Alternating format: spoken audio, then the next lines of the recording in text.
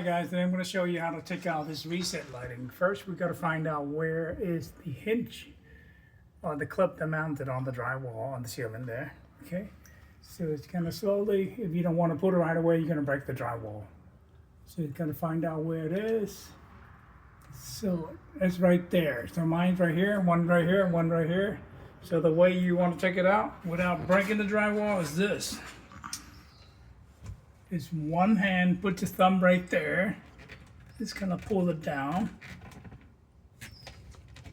Okay, you gotta put your thumb in there so that way you don't break the drywall.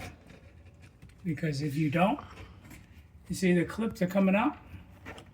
And what you wanna do after that, you push, and there you go. See how the clips that hold it? Once you got one out, that's pretty much it.